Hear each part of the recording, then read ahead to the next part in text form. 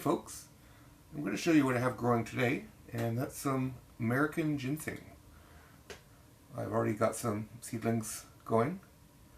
This is a fairly difficult to grow plant at several stages. I'm going to give you a little bit of background on them though. These are native to North America. They're in pretty high demand for their medicinal properties. They do sell when they're grown in the wild. They'll sell for upwards of $500 a pound. When they're farm cultivated, they go for a little less, closer to $50 a pound, but that fluctuates, but it's a very high value crop. This is used in a common cold remedy that sells by the name of Cold Effects. It's the primary ingredient is the root of this plant. And this plant's also a rare plant since it's been over-harvested throughout the years, and it does take 10 years in the wild to actually mature. So that makes it really difficult to grow in numbers, kind of like with wild leeks. So I'll take you through the process of how I got from seed to this stage where I have seedlings growing. Now, like many wild plants, these require cold stratification. My go-to for that kind of thing is just using vermiculite in a Ziploc bag. So all I do is I take the seeds, I add them to some vermiculite, and then I moisten the whole medium, and I just kind of make sure it's even. The best way to do that is to start with the vermiculite, add the seeds, kind of push the seeds into the vermiculite so it's more in the center, not, hanging out at the outside. And then I wet it, and I slowly wet it until it's just a little bit moist but not damp. But you want to be able to check by holding it like this and seeing if any water comes out. If that happens, then what you want to do is drain the water until no more water comes out. So once you have the right amount of moisture, what you got to do is put this either in your fridge or leave it outside in the winter. The key is you want to have it between roughly 32 Fahrenheit to around 40 Fahrenheit, or 0 degrees Celsius and 5 degrees Celsius. Perfect temperature in that range would be the door of your fridge. So that's what I did. I left this in the door of my fridge. They say to do this for at least 90 days. I did that. These were actually in there for about 100 days. And when I did check, I already had them seeding. So these will germinate while in the fridge.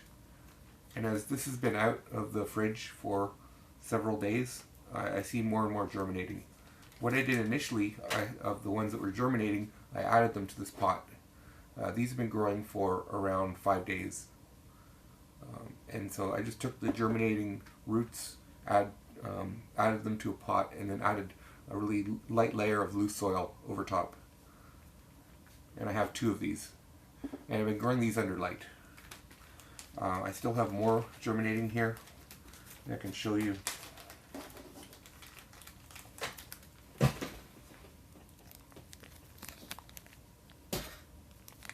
I'm sure you can see some of these sprouts.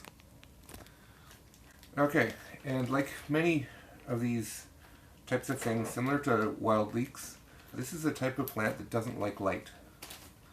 It grows better in the forest. So when this does get past this stage and I take them outside, I'm going to have to plant them in the shade. What some commercial growers do is they just put shade cloth over top. And so I'm going to simulate that when I do take them outside. One way I might do that is to use cheesecloth and just grow it like this. That's quite similar to how they're grown commercially. That way it'll filter out quite a lot of the light. Now what I am growing this under is some grow lights. I did a little bit of research and I found that I can safely grow these under grow lights directly as long as it gets no more than around 10 to 15% of what full sun would give you. Now that can be measured in Lux Measurements. Lux is spelled L-U-X. That measures the intensity of light. Regular daylight is around 110 to 120,000 lux. That's quite a high number. In different spots in my grow area can range from around 12,000 lux down to maybe 5,000. It depends. But I can just measure here. I'm not really under much light. The Lux measurement for here is like 60, which isn't much. Now I'll show you where I have these growing. Okay, now it's hard to get a good shot under this intense light since I have a really big compact fluorescent bulb there. That one puts out, I think, 150 watt equivalent. But there's my other American ginseng, and I'm going to put my Lux meter. It's just an app on my phone, and that's going to tell me how intense the light is. There, I see it's going between 8,000 and 9,000. That's a pretty decent range for what I need. So I know that it's not going to get too much light here, and it's going to be just fine. So now I'm just going to take the remaining sprouts from my bag and create another pot or two like this.